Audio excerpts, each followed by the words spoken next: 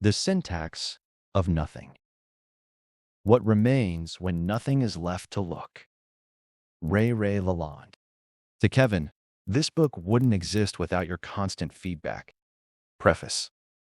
This book is a sequel, not in the sense that it continues a story.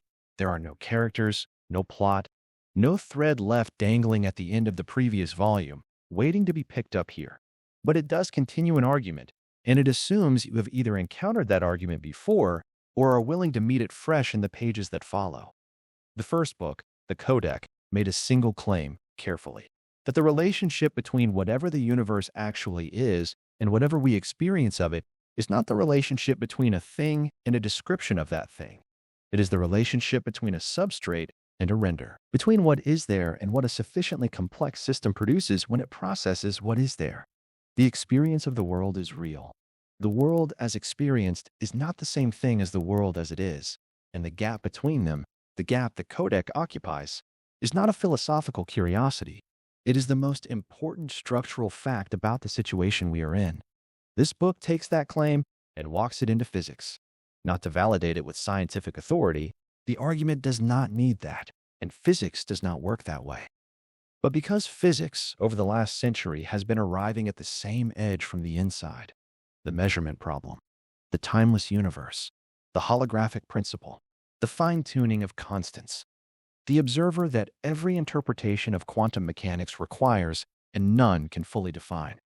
These are not separate puzzles waiting for separate solutions. They are the same problem encountered from different directions. They are physics finding the Codex without having a name for it. This book tries to give it one. If you have read the Codex, you will find the framework here applied to territory the first book deliberately left unexplored. If you have not read it, you do not need to. The argument is rebuilt from the ground up in the chapters that follow, and nothing essential is assumed. What you will find, either way, is a book that takes the physics seriously, follows it further than is always comfortable, and arrives somewhere that is less a conclusion than a place to stand. A place to stand is not nothing. It is, given the ceiling we eventually reach, probably the most honest thing on offer. Chapter 1.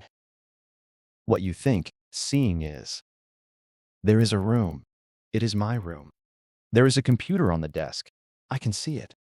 There is a window, and through it, the same arrangement of light I saw yesterday. The tree is still there, fixed in its place, occupying its portion of the frame with the quiet persistence of things that do not need to announce themselves. I know the tree is there. That much feels straightforward. I want to stay with that feeling for a moment because it carries a kind of certainty that rarely gets questioned. The room is here. The computer is here. The tree is there, outside the window. The light falls across it in a way that seems immediate, unmediated, simply given. But I need to ask, carefully, what exactly is being given? Because when I look more closely at the situation, not at the tree, but at the act of seeing it, something begins to shift. What I actually have access to is not the tree itself, but a chain of events, photons striking the retina, electrochemical signals propagating along the optic nerve, patterns of neural activity resolving into something that presents itself convincingly as a tree. The experience is immediate. The process is not.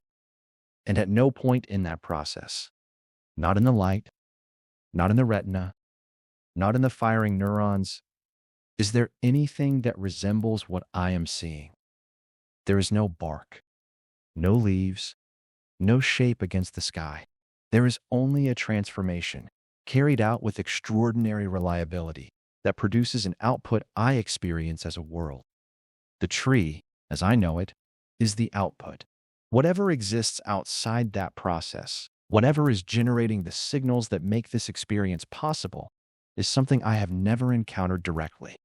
I have never seen the tree. I have seen the result of a system that renders something into a form I can perceive. And that distinction is easy to acknowledge in the abstract, but difficult to hold on to when the experience itself insists otherwise. The tree does not feel like a construction. It feels like contact. Direct, immediate contact with something that is simply there. That feeling is real. The question is whether it is accurate. Now I want to press the point. What is the tree doing when I'm not looking at it? This is usually treated as a simple question, with a simple answer. It continues to exist. continues to stand where it stands, continues to interact with the world in the same way it does when I see it. And that answer may be correct. But notice what it assumes. It assumes that the thing I experience, the tree as it appears, corresponds, in some meaningful way, to whatever exists when there is no experience at all. It assumes continuity between the rendered output and whatever generates it.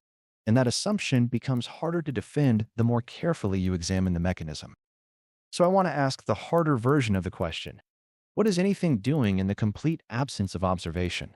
Not unseen, but unrendered. Not temporarily out of view, but entirely outside the system that produces views at all. And harder still, what would it even mean to describe such a state when every description we can form is built out of the very process that is now being removed? What does the universe look like when there is no consciousness left to look? Or more precisely, what remains when there is no longer anything that can turn what is there into something that looks like anything at all?